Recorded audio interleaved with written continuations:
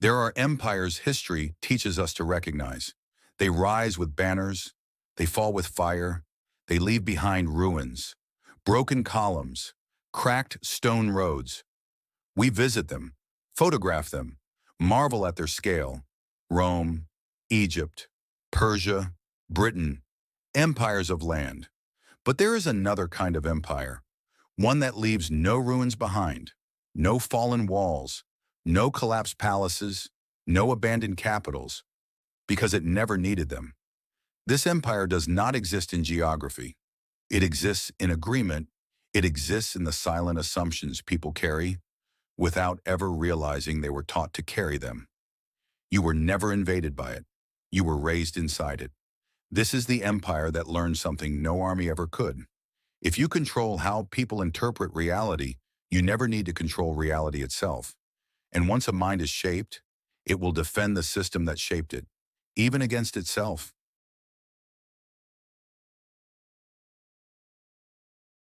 Ancient rulers believed land was power.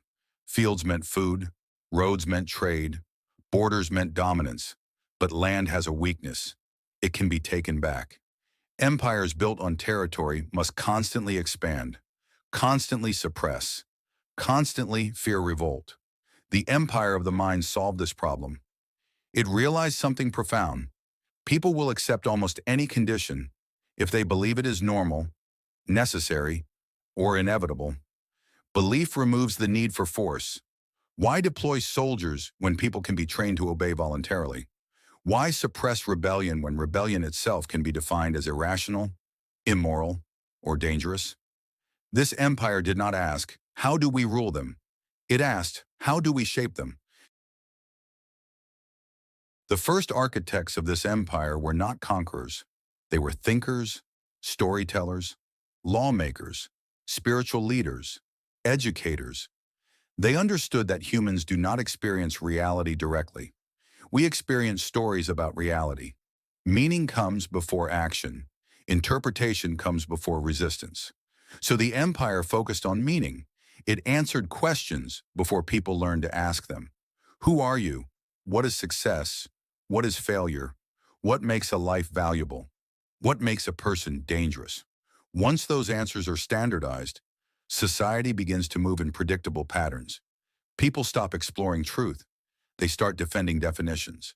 And the empire grows without ever announcing itself. Language is not neutral. Every word carries a frame. Every phrase implies limits. This empire mastered language not as communication, but as containment. Words were refined, filtered, narrowed. Complex ideas were compressed into slogans. Nuance was replaced with certainty. Doubt was replaced with identity.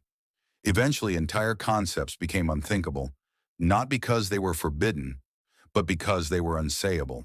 If you cannot name a thought, you cannot fully think it.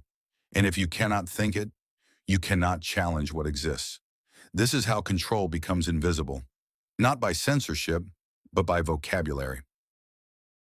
Every empire needs rituals, not religious ones, but behavioral ones, daily habits, social norms, unspoken rules.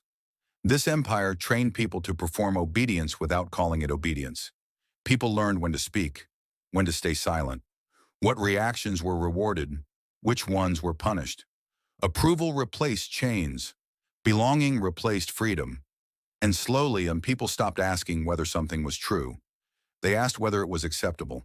The empire no longer needed to enforce order. Order enforced itself.